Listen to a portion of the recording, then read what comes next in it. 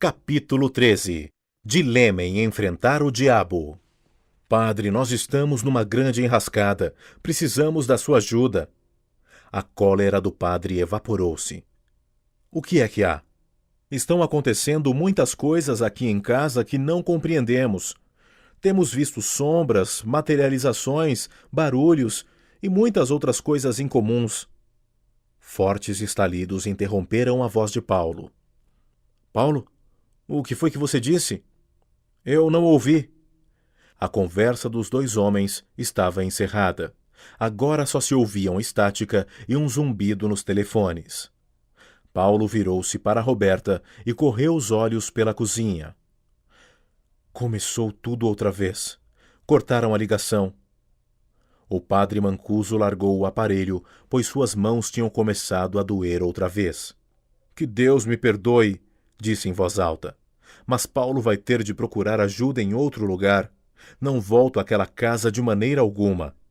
Desapontados por não terem conseguido convencer o padre Mancuso a voltar à sua casa, Paulo e Roberta examinaram outras possibilidades de auxílio. Ambos achavam que agora, depois de já estarem morando há algum tempo na casa, não seria delicado pedir ao pároco local para benzê-la. Além disso, este fora confessor dos Malaquias, e Paulo lembrava-se de ter lido nos jornais que se tratava de um homem idoso que considerara ridícula a ideia de Ronaldo ter ouvido vozes incentivando-o ao crime. Pelo jeito, ele não acreditava em fenômenos ocultos. A certa altura, Paulo pensou na hipótese de vandalismo. Seria possível que alguém estivesse tentando amedrontá-los para que abandonassem a casa, recorrendo a atos destrutivos para afugentá-los? Roberta, entretanto, era de outra opinião. Será que Paulo achava que ela apenas imaginara ter sido tocada por entes invisíveis? Pois ela não acreditava que fosse apenas imaginação. Acaso ele poderia explicar a horrível figura desenhada a fogo nos tijolos da lareira? Não. De certo ele não podia. Eles não tinham visto as pegadas de um porco na neve? Tinham. Ele estava disposto a admitir a existência naquela casa de forças poderosas capazes de molestar a família? Sim, ele estava. Então o que iam fazer? Ao se deitar naquela noite, Paulo disse a Roberta que decidira ir à delegacia no dia seguinte. Na madrugada, Paulo acordou novamente, sentindo a compulsão de ir ao abrigo de Barcos e encontrou o menino profundamente adormecido em sua casinha de cachorro. Na manhã seguinte, levou o animal ao hospital veterinário e pediu que o examinassem com cuidado. Pagou R$ 35 para descobrir que menino gozava de boa saúde e não parecia ter sido narcotizado ou envenenado. O veterinário sugeriu que a postura do animal talvez fosse consequência de alguma alteração em sua dieta.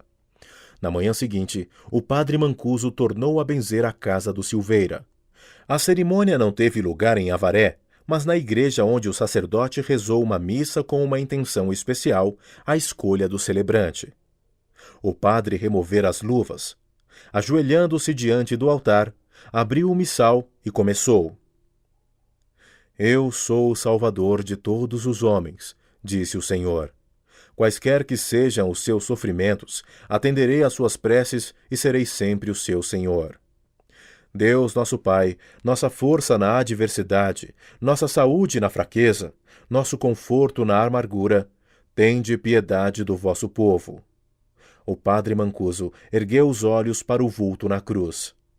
Assim como nos destes o castigo que merecemos, dê-nos também uma nova vida e esperança, agora e sempre. Amém. Fechou o missal, mas continuou com os olhos fixos em Jesus. Senhor, olhai com bondade o Silveira e seus sofrimentos, e pela morte que o vosso filho sofreu, por nós afastai deles vossa cólera e o castigo que merecem por seus pecados. Rogamos por Cristo nosso Senhor. Amém. Ao abrir a porta do seu apartamento, de volta da missa votiva, o padre Mancuso foi atingido pelo cheiro nauseabundo de excremento humano. Em ânsias de vômito, conseguiu abrir todas as janelas. O ar gelado entrou, causando um alívio momentâneo, mas logo o fedor contaminou outra vez o ambiente.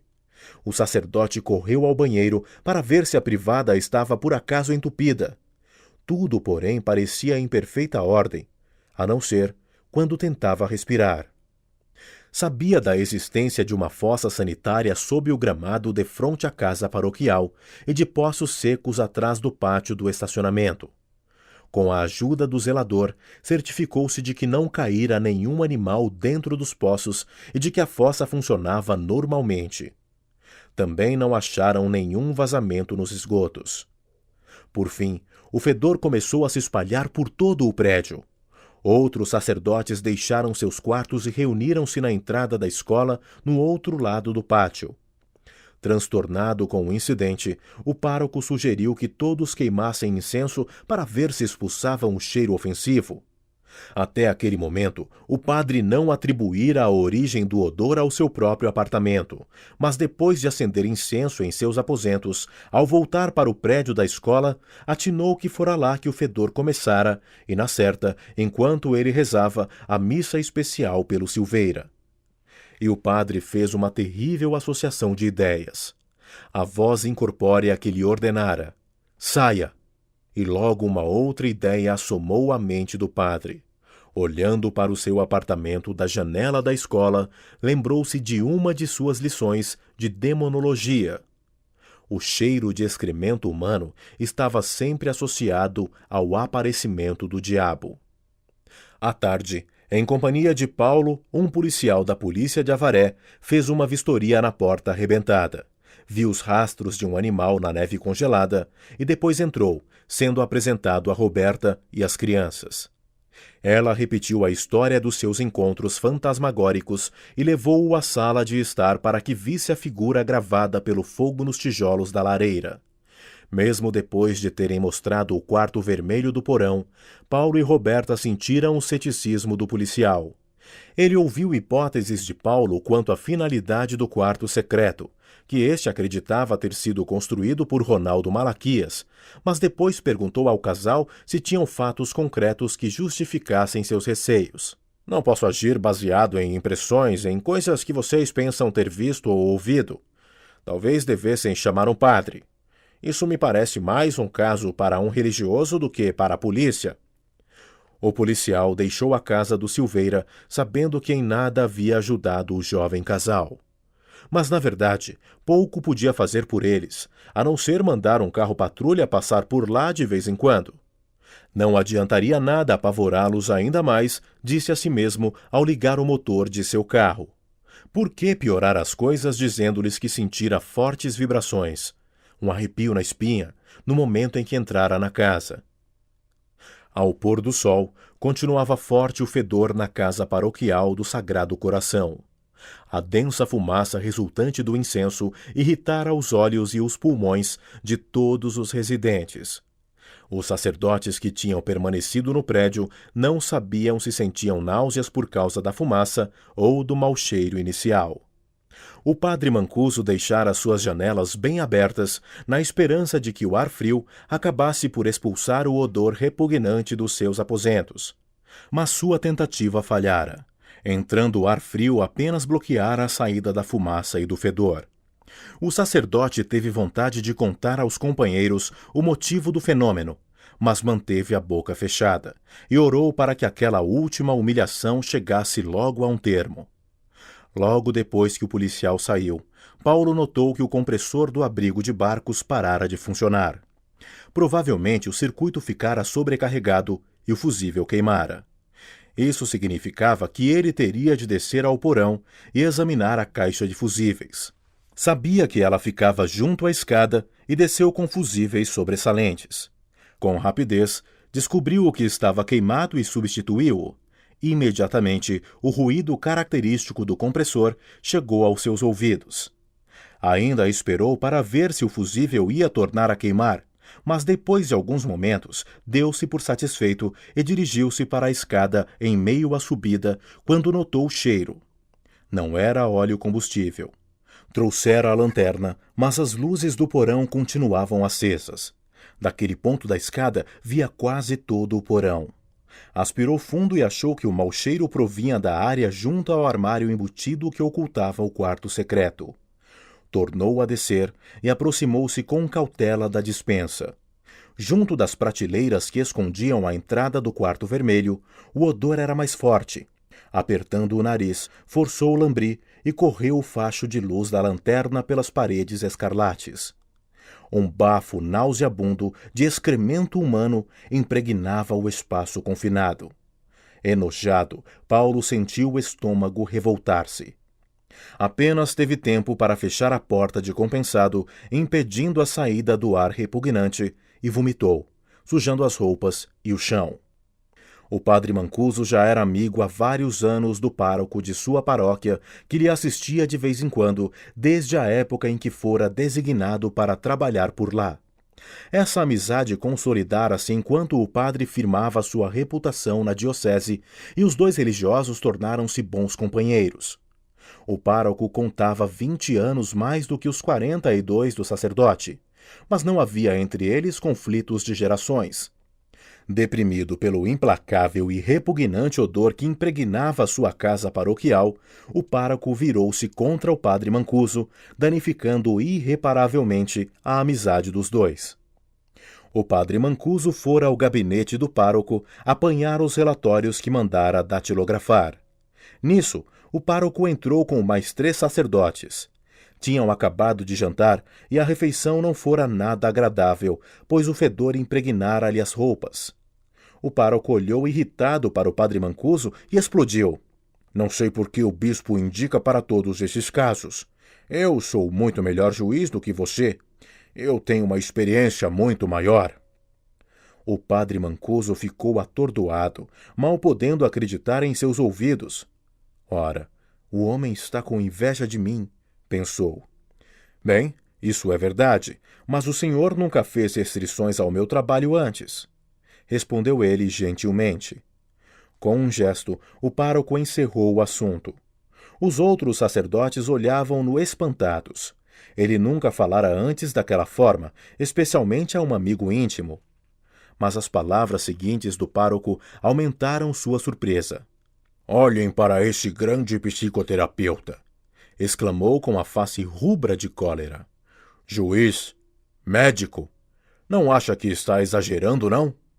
O que acontecera com ele?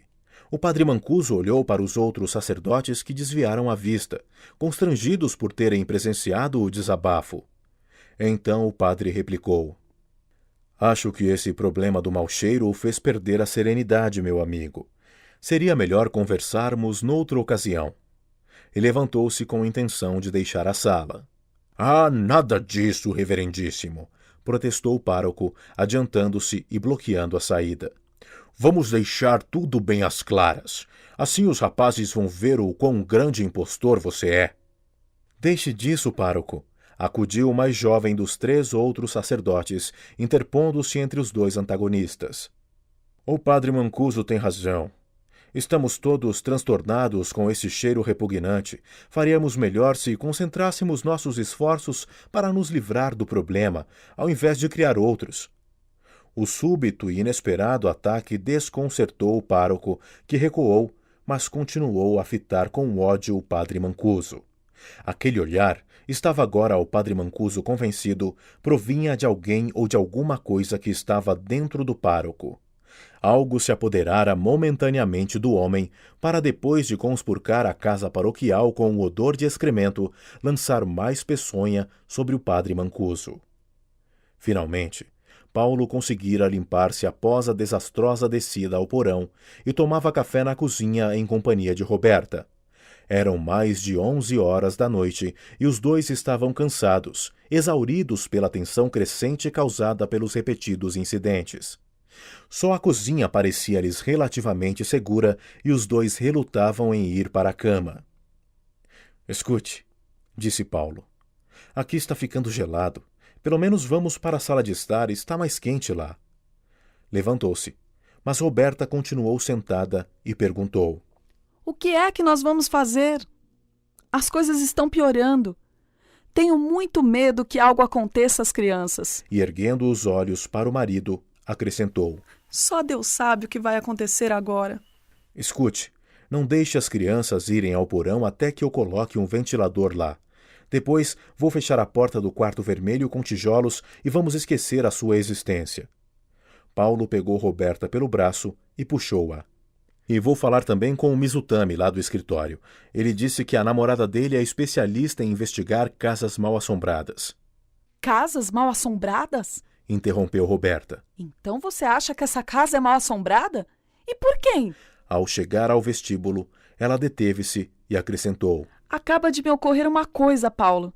Será que a nossa meditação transcendental tem algo a ver com isso tudo? Paulo sacudiu a cabeça numa negativa.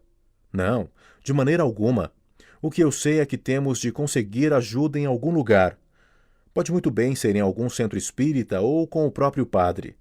Vamos pensar numa maneira de se livrar dessa situação. Estamos enfrentando o diabo. Na porta da sala de estar, o grito de Roberta abafou o resto da frase de Paulo. Ele olhou para onde ela apontava. O leão de cerâmica que Paulo levara para o quarto de computadores estava sobre a mesa ao lado da poltrona de Roberta, os dentes arreganhados ameaçadoramente para o casal. Nos primeiros dias daquela semana de janeiro do ano novo, Paulo pegou o leão e jogou-o na lata de lixo do lado de fora da casa. Depois, levou muito tempo para acalmar Roberta, pois não podia explicar como a peça de cerâmica voltara para a sala de estar. Afirmando que alguma coisa existente naquela casa era responsável por aquilo, Roberta insistia em não ficar ali nem mais um minuto. Paulo admitiu sua inquietude com o súbito reaparecimento do leão, mas não podia concordar em fugir dali sem luta. Mas como podemos lutar contra o que não se vê? Retrucou Roberta. Essa coisa pode fazer o que bem entender. Não, querida, retrucou Paulo. Você não vai conseguir me convencer de que grande parte de tudo isso não passa de imaginação nossa. Eu simplesmente não acredito em fantasmas, de jeito algum. Afinal, ele convenceu Roberta a subir para o quarto com a promessa de que, se não conseguissem auxílio no dia seguinte, sairiam da casa por algum tempo. Os dois estavam exauridos. Roberta adormeceu de pura exaustão, e Paulo ficou cochilando, acordando de vez em quando, estremunhando para aguçar os ouvidos, querendo captar ruídos estranhos. Mais tarde diria que não tinha ideia de quanto tempo passara quando começou a ouvir os sons de uma banda marcial. Por alguns momentos, acompanhou mentalmente o ritmo dos tambores antes de perceber que ouvia um dobrado. Lançou um olhar para Roberta, que continuava em sono profundo, respirando com regularidade. Paulo correu para o hall. A cadência de pés em marcha recrudescera. Devia haver pelo menos uns 50 músicos marchando no andar térreo, pensou. Mas no instante em que chegou ao pé da escada e acendeu as luzes, os sons cessaram. Paulo imobilizou-se, só os olhos correndo de um lado para outro, tentando interceptar qualquer sinal de movimento. Não havia absolutamente ninguém lá embaixo. Era como se tivesse entrado numa câmara de eco. Depois do barulho atordoante, o súbito silêncio deu-lhe arrepios. Nisso, Paulo ouviu uma respiração pesada e julgou que havia alguém atrás dele. Girou nos calcanhares, mas não vendo ninguém, percebeu que escutava Roberta ressonar lá em cima. Impelido pelo medo de tê-la deixado sozinha, Paulo subiu os degraus 2 a 2 e, correndo para o quarto, acendeu a luz. Lá estava Roberta, flutuando a meio metro acima da cama e deslizando lentamente na direção das janelas. "Roberta!" berrou Paulo, e pulando sobre a cama, agarrou a mulher.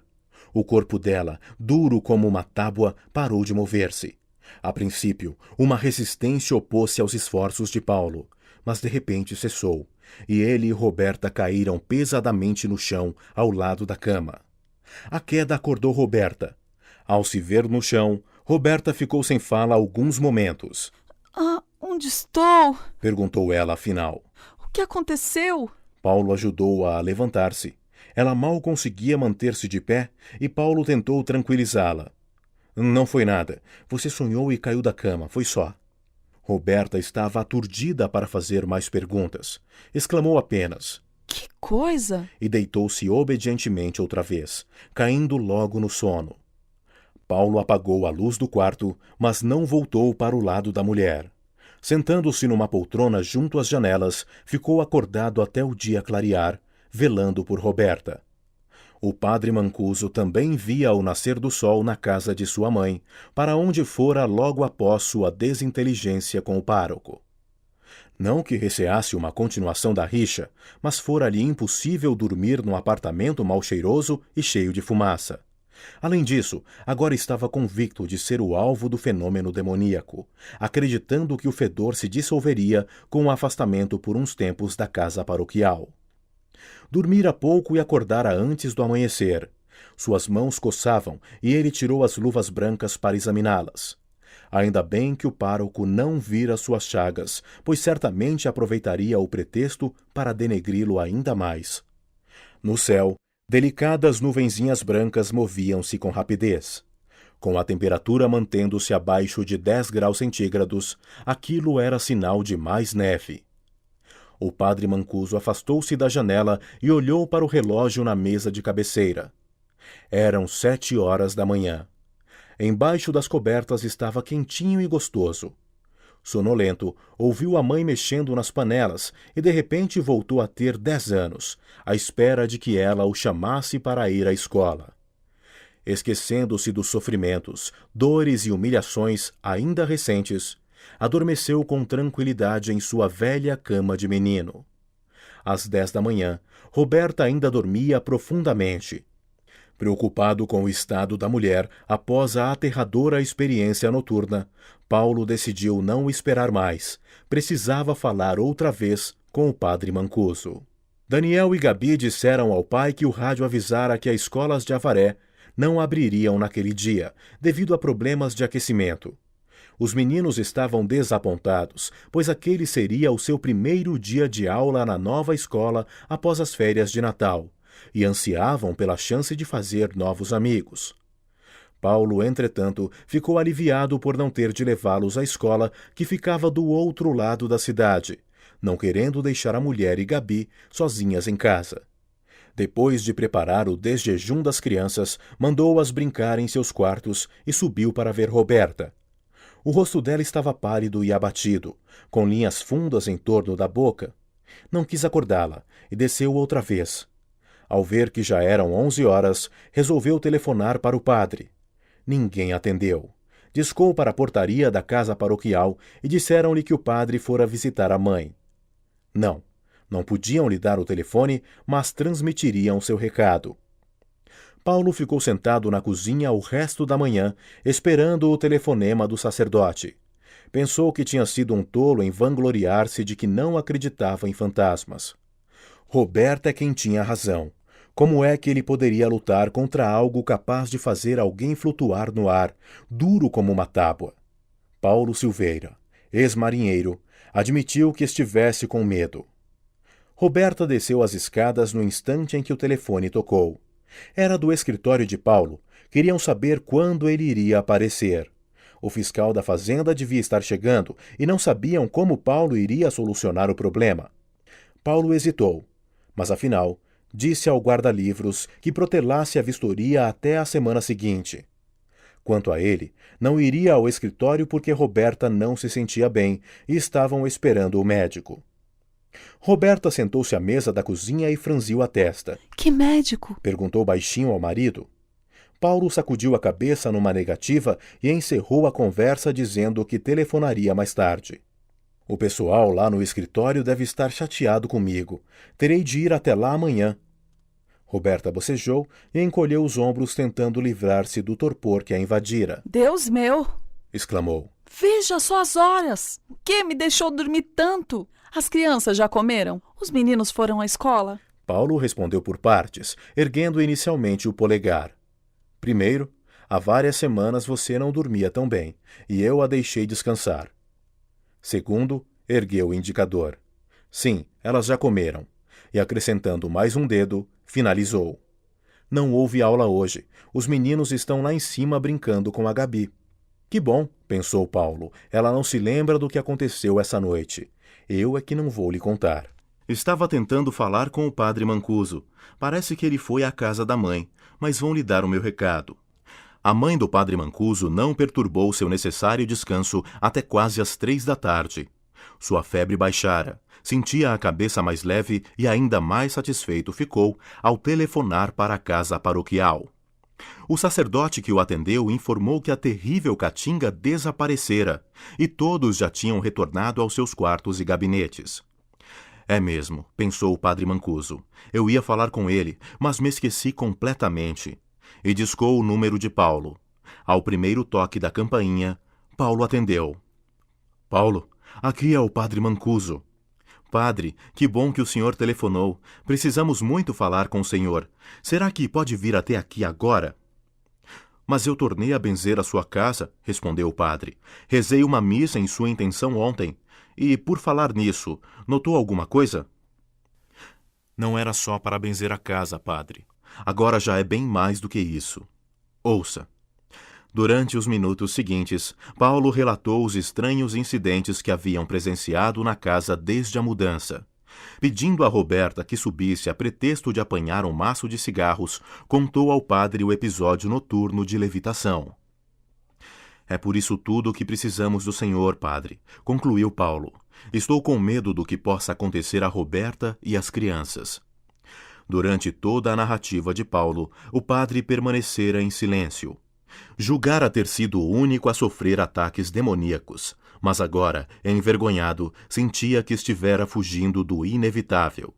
Se eu não aceitar as responsabilidades do meu sacerdócio, pensou. Então, por Deus, o pároco tinha razão. Sou mesmo uma fraude. O padre respirou fundo e disse: Está certo, Paulo. Vou para aí agora para enfrentar esse demônio e seus pares que estão atormentando sua morada. Paulo não ouviu o resto da frase. Súbito, ouviu gemidos altos, seguidos por fortes estalidos que quase lhe estouraram os tímpanos. Padre, não estou ouvindo. Mas novos gemidos foram a única resposta que obteve. Na outra extremidade da linha, o padre Mancuso teve a impressão de que alguém lhe dera uma bofetada na face. Largando o telefone, levou as mãos ao rosto e começou a chorar. Estou com medo de voltar lá. Olhou para as palmas doloridas e escondeu nelas o rosto. Oh, meu Deus! Ajude-me! Paulo sabia que era inútil esperar que o padre Mancuso telefonasse outra vez. Mesmo que isso acontecesse, sabia que os demônios impediriam de falar sobre a casa. Mas restava uma esperança. Ouvira o padre dizer que iria até lá, só não sabia quando. E assim, o melhor que poderia fazer era esperar. O padre Mancuso chegou à casa paroquial pouco depois das 8 da noite. Estava sentado diante do telefone. O cheiro de fezes desaparecera, como lhe tinham dito, mas o odor acre de incenso ainda permanecia no ar. Aquilo era tolerável. O intolerável era sua própria relutância em ir até o Silveira. Nem mesmo a ideia de que as crianças estavam expostas a ataques demoníacos conseguia encorajá-lo a enfrentar os perigos que a casa poderia lhe reservar. Por fim, o padre pegou o telefone e discou para a administração da diocese. Pediu para falar com o administrador e recebeu instruções para comparecer na manhã seguinte. Então, resolveu se deitar. Descansara bastante na casa da mãe, mas sentia-se exausto outra vez. Antes de vestir o pijama, foi ao banheiro e tirou as luvas brancas. A solução medicinal aliviara as dores e queria repetir a aplicação. Ao tirar as luvas, arregalou os olhos perplexo. Virando as palmas para cima, examinou-as com cuidado. As pústulas tinham secado e as manchas desaparecido. Suas mãos estavam curadas. Roberta não voltou ao normal o dia inteiro e ficou sentada na sala de estar junto à lareira. Paulo deu comida às crianças e por fim mandou-as deitar-se. Os meninos não reclamaram da hora, já que teriam de levantar cedo para ir à escola. Evidentemente, o problema do aquecimento fora resolvido, pois a rádio local anunciara que as escolas reabririam no dia seguinte. Paulo até ajudara a Gabi a tomar banho e lera-lhe uma história antes que ela o deixasse apagar a luz. Suas palavras de despedida, quando ele fechara a porta, foram: Boa noite, papai. Boa noite, Jura. Deu boa noite ao pai e ao porco Jura. Ao ver que já eram quase 11 horas, Paulo compreendeu que o padre Mancuso não viria mais naquela noite.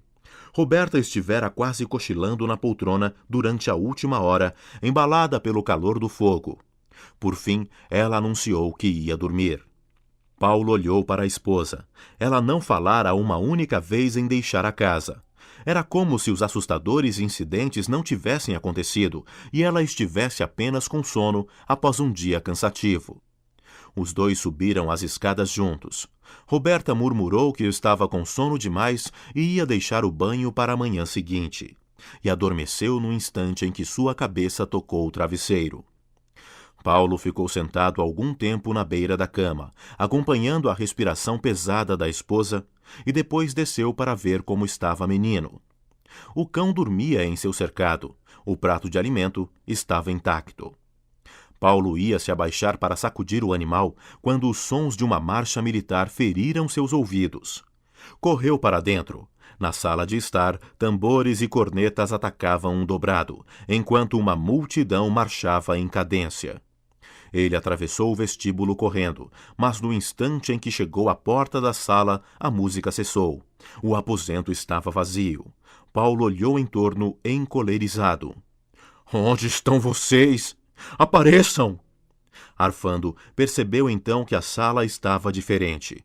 Todas as peças do mobiliário tinham sido arrastadas contra a parede, e o tapete enrolado como para dar lugar a um grupo de dançarinos ou a uma banda militar. No dia seguinte, o padre da administração da diocese levantou-se de sua mesa e dirigiu-se à nova máquina de café do outro lado da sala.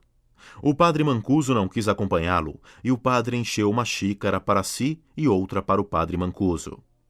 Sentando-se à sua mesa, o padre administrador tomou um gole de café e verificou suas notas.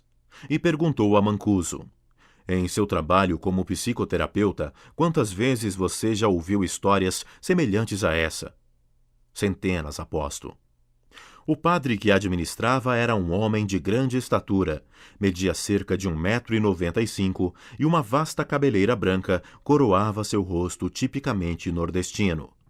O sacerdote era bem conhecido na diocese por sua franqueza no trato com os demais clérigos, fossem eles jovens sacerdotes ou o próprio bispo. O padre Mancuso, por outro lado, era seu extremo oposto. Baixo, pesado, cabelos negros, jovem para os seus 42 anos que se contrapunham aos 60 e tantos do padre administrador, e com uma maneira grave que complementava perfeitamente a personalidade mais suave do outro. Os dois ouviram o padre Mancuso repetir a narrativa de Paulo Silveira e acrescentar suas próprias e humilhantes experiências, inclusive a última ocorrência da casa paroquial. Eles ficaram impressionados com o receio do padre Mancuso de que os fenômenos tivessem origem demoníaca. O padre ergueu os olhos do relatório e dirigiu-se ao aflito sacerdote. — Antes de oferecer quaisquer sugestões, Mancuso, acho que devia lembrá-lo de alguns pontos básicos. Fez sinal para que o padre Mancuso tomasse a palavra. O seu companheiro pousou a xícara de café. — Você parece acreditar que o que está acontecendo na sala do Silveira é de origem demoníaca, que o lugar está possuído pelo demônio. Bem, para começar, devo assegurar-lhe que lugares e objetos nunca são possuídos. Só gente. Enfiando a mão no bolso, tirou vários charutos, ofereceu-os aos outros dois, que recusaram, e acendeu um. Tirando uma baforada, continuou. Segundo o ponto de vista tradicional da Igreja, o demônio age de várias formas. Ele experimenta os homens com tentações, empurrando-os para o pecado, criando conflitos psicológicos com os quais você certamente está familiarizado. Certamente, anuiu o padre Mancuso.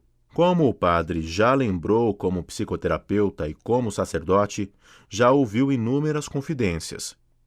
O padre administrador tomou a palavra.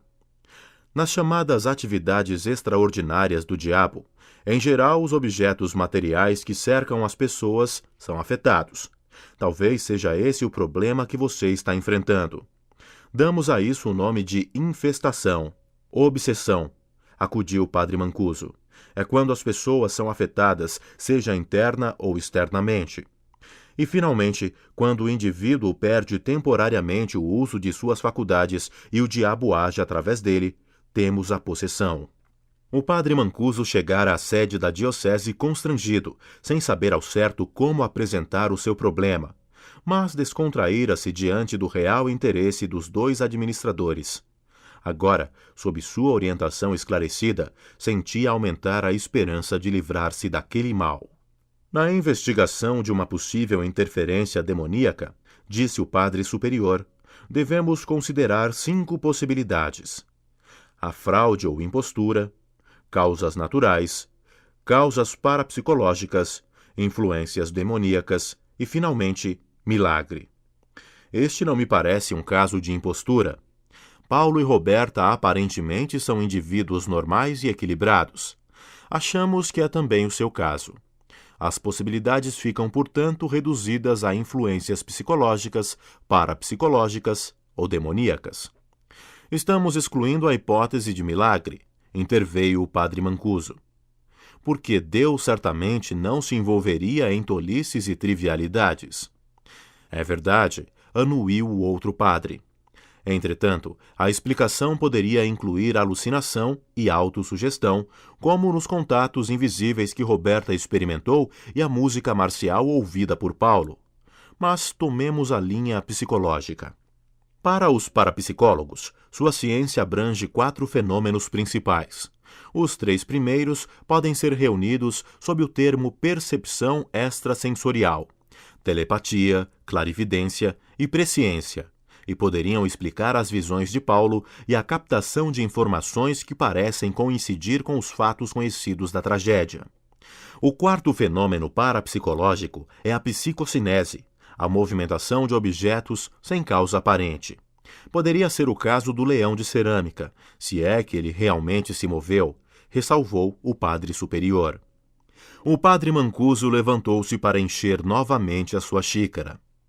Sugerimos que aconselhe o Silveira a recorrer a uma organização especializada em investigação de fenômenos paranormais. Eles examinariam a casa, efetuariam testes meticulosos e temos certeza de que chegariam a uma conclusão que não a da influência demoníaca. E quanto a mim? Perguntou o padre Mancuso. O que devo fazer? O padre superior pigarreou e olhou com bondade o sacerdote. Você não deve voltar àquela casa. Telefone ao Silveira e transmita-lhes nossa sugestão, mas em nenhuma circunstância volte lá. Pensei que achassem tolice minha acreditar em tais coisas, protestou o padre Mancuso. É verdade, replicou o padre superior, mas você está tão transtornado com esse caso que o melhor que tem a fazer é afastar-se do Silveira e da casa. Depois do desjejum, Roberta levou os meninos à sua nova escola e foi visitar a mãe com Gabi. Sozinho em casa, Paulo desceu ao porão com 2 ventiladores, pensando em expulsar o mau cheiro. Mas ao chegar embaixo, não sentiu mais vestígios do fedor nauseabundo que o fizera vomitar na véspera. Respirou fundo, mas nada sentiu, nem mesmo quando se aproximou do quarto secreto. Empurrando o lambri, Paulo correu a lanterna pelas paredes vermelhas. Droga! Esse fedor não pode ter sumido assim sem mais nem menos. Tem de haver um respiradouro aqui em algum lugar. Paulo estava procurando alguma abertura de ventilação, quando o padre Mancuso discou seu número. Depois do encontro com os administradores, o sacerdote voltara aos seus aposentos com a intenção de transmitir a Paulo a sugestão dos seus superiores. Esperou que o aparelho tocasse 10 vezes antes de desligar e resolveu tentar uma outra vez mais tarde. Paulo estava em casa, mas não ouviu o telefone tocar. A porta do porão estava aberta e, em geral, a campainha do telefone era audível em toda a casa.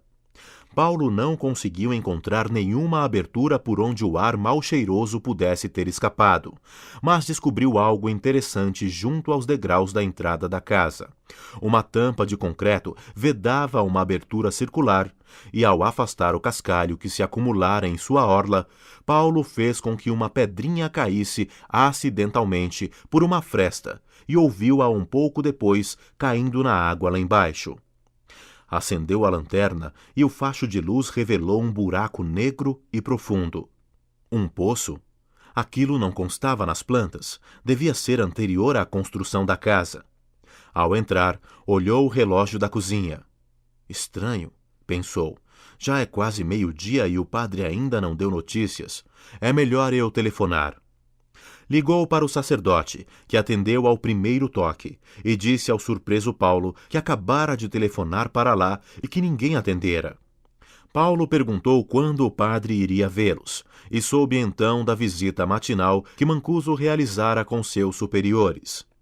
O padre Mancuso contou a sua conversa com os administradores da diocese e a recomendação deles para que procurassem uma organização capaz de efetuar uma investigação científica da casa. O sacerdote deu a Paulo o endereço de um instituto de pesquisas psíquicas em São Paulo e sugeriu que o procurasse imediatamente. Paulo concordou, mas insistiu em que o sacerdote fosse à sua casa. Só muitos meses depois de ter abandonado com a sua família a casa é que Paulo soube dos padecimentos do sacerdote após a bênção da casa e de suas subsequentes aflições e humilhações. Assim, quando o padre Mancuso se recusou outra vez a ir à sua casa, Paulo ficou confuso e retorquiu que precisava muito dele e não de um caçador de fantasmas lá de onde o diabo perdera as botas. Também gostaria de saber quem pagaria por aquela brincadeira. Mas, por fim, antes de desligar, prometeu chamar os parapsicólogos e depois informar o padre Mancuso dos resultados da investigação. Continuava aborrecido quando telefonou para a casa da sogra para falar com Roberta. Transmitiu-lhe a sugestão do padre, afirmando que não iria se dar aquele trabalho. Mas Roberta achou válida a recomendação e aconselhou Paulo a seguir a orientação da igreja. Afinal, Paulo cedeu e disse que iria ao escritório e escreveria uma carta para o pessoal do centro de pesquisas. O que não disse foi que pretendia falar com Mizutami, o rapaz da firma cuja namorada era médium.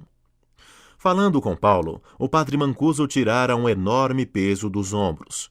Só pelo fato de ter sido capaz de compartilhar seus problemas com outros, sentia a cabeça mais leve, pela primeira vez nas últimas semanas. A responsabilidade que estivera carregando sozinho fora-lhe retirada por seus superiores. Concentrou-se no preparo de sua agenda